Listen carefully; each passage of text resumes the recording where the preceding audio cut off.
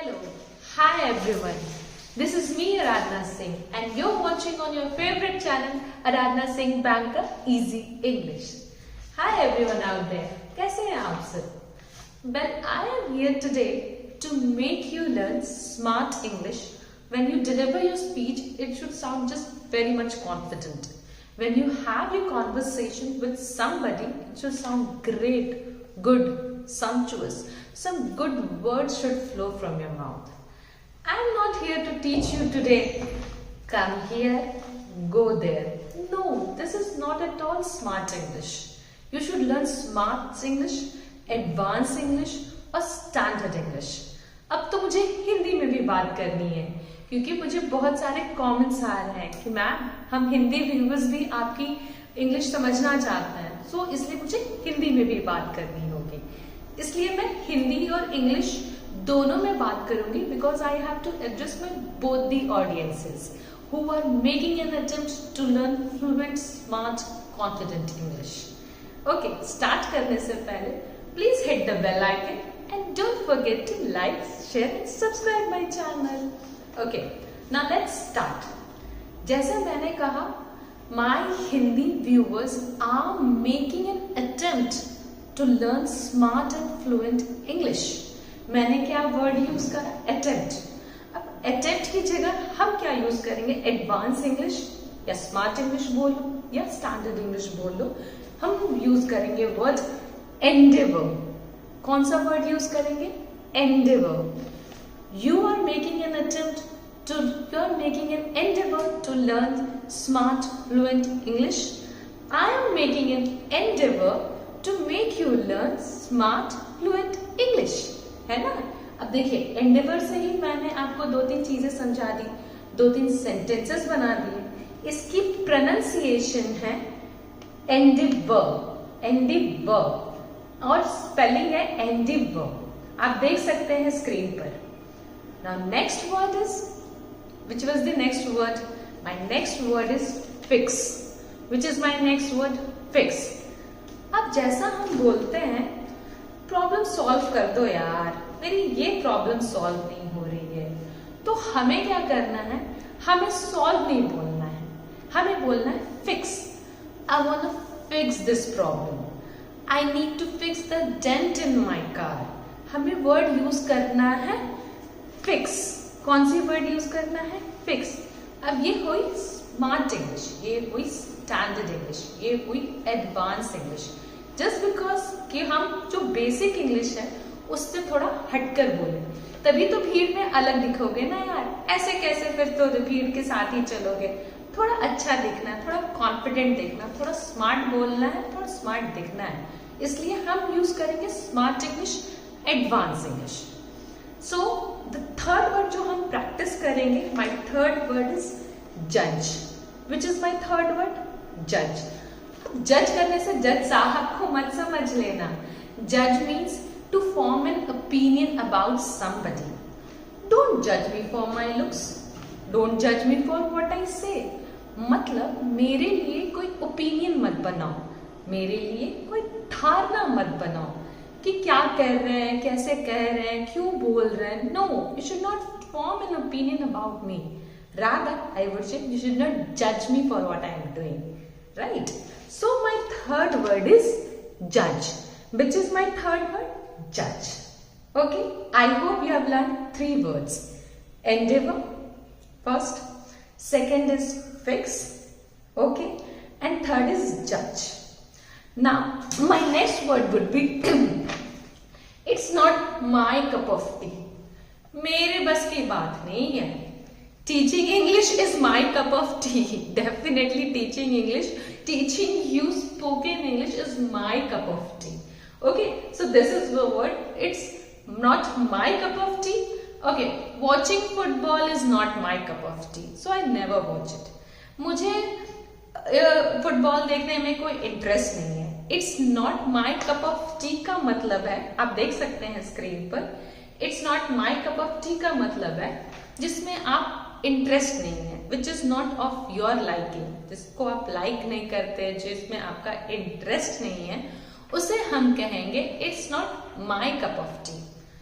मेरा इंटरेस्ट पढ़ने में नहीं है, I don't, reading is not my cup of T, जिसमें मेरा भी इंटरेस्ट नहीं है, मेरा इंटरेस्ट है पढ़ाने में, so teaching is my cup of tea, we can say as that. So you can form this sentences. आप ये बोल सकते हैं I don't like it, I don't want it, so this is the thing that is not my cup of tea, है ना. ये हुई advance English, ये हुई smart English. So the next word is voice my opinion, which is the next word, a phrase, actually it's a phrase, voice my opinion. I hope you can see it on the screen. अभी voice my opinion का क्या मतलब है, मैं क्या सोचती हूँ, मैं कैसे कहूँ अपनी बातें, मैं कैसे put on करूँ अपने words, मैं कैसे रखूँ आपके सामने. तो मुझे ये कहना है I just want to voice my opinion regarding something. I just want to voice my opinion about your formation of your anything you can say. So voice my opinion का मतलब है मैं कैसे कहूँ अपनी बात, मैं कैसे अपनी बात किसी और के सामने कैसे रखूँ. I just have to put something before you. मैं कैसे अपने आप को रखूँ, प्रेजेंट करूँ. So I want to say something. For that I would say how should I voice my opinion. I want to voice my opinion. Okay, I hope you have learned 5 words and 5 smart phrases or English. Okay, the next word is pissed off. Pissed off. Pissed off मतलब गुस्सा होना, थोड़ा सा नाराज होना, annoyed होना. So I hope you can see it on the screen. The next word is pissed off. Okay, now the pissed off का मतलब है I was just pissed off because he kept me waiting for such a long time. You know, I was just pissed off by her nuisance behavior. उसके nuisance behavior से मुझे बहुत गुस्सा आया. उसने मुझे बहुत देर तक इंतजार कराया. This is the reason I was pissed off. मैं बोल सकती हूँ I was angry at his behavior. No, why do we say angry, sorry, happy? No, you should say something very smart. You should say something very confident. You should say something very fluent. So ये सब जो phrases हैं, आप जब इनको use करोगे तो बहुत ही अच्छी स्मार्ट इंग्लिश आपको लगेगी. जब आप बोलोगे तो बहुत ही अच्छा साउंड करेगा. So please practice all these words. जब आप मेरे साथ प्रैक्टिस करेंगे 5 मिनट्स में ये 10 वर्ड तो आप ऐसे ही सीख जाओगे. So the word is pissed off. I was pissed off by his behavior. I was pissed off because he kept me waiting for such a long time. Okay, the next word is getting on my nerves. It is not the next word, it is the next phrase you can say. Small phrases. Getting on my nerves. Which is the phrase? Getting on my nerves. Now getting on my nerves का again मतलब है annoy करना, किसी को irritate करना. So she's getting on my nerves. She's irritating me a lot. है ना, वो मुझे बहुत irritate कर रही है. जैसे कोई कार अलार्म बज रहा है, वो मुझे बहुत annoy कर रहा है, तो मैं कहूंगी the car alarm is getting on my nerves. वो जो कार अलार्म है वो मुझे बहुत irritate कर रहा है. बच्चे नीचे शोर मचा रहे हैं, the children making a lot of noise, that is getting on my nerves. है ना, तो आप ऐसे करके बोल सकते हो तो बहुत ही अच्छा लगेगा, बहुत ही मतलब बहुत ही स्मार्ट लगेगा. जब आप बोलोगे I am not able to voice my opinion, I am always being judged by somebody and this always get on my nerves. ये मुझे बहुत इरिटेट करता है क्योंकि मैं हमेशा जज हो जाती हूँ. तो मैंने 2 वर्ड यूज करे जो मैंने पहले ही आपको बताया. Getting on my nerves, I am being judged and I'm unable to voice my opinion for what you want to say, right? So हम लोग इस तरह से, ये मेरा 7th वर्ड है. अभी 3 phrases अब हम और सीखेंगे. That is care a damn. ये मुझे बोलने में बहुत मजा आता है.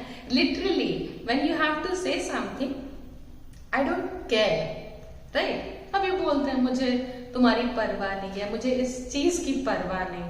So you can say I care a damn for what you think about me. I care a damn for what you judge about me. इस तरह से जज भी हमने यूज कर दिया, care a damn भी यूज कर दिया. I care a damn. I care a damn. I care a damn for what you think about me.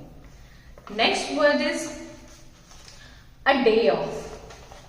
Next phrase is a day off. सो इस बार भी हम क्या कहेंगे, डे ऑफ के लिए क्या कहते हैं, जैसे हम छुट्टी लेते हैं, ऑफिस से लीव लेते हैं। सारे आजकल के तो वर्किंग हैं, सभी छोटी ऑफिस हो बड़ी ऑफिस हो, सब कोई ऑफिस में काम कर रहे हैं। So instead of saying I am taking 2 days leave, I will be saying I am taking 2 days off from the office to attend my wedding, to attend my sister's wedding. 2 days off, 3 days off, a day of.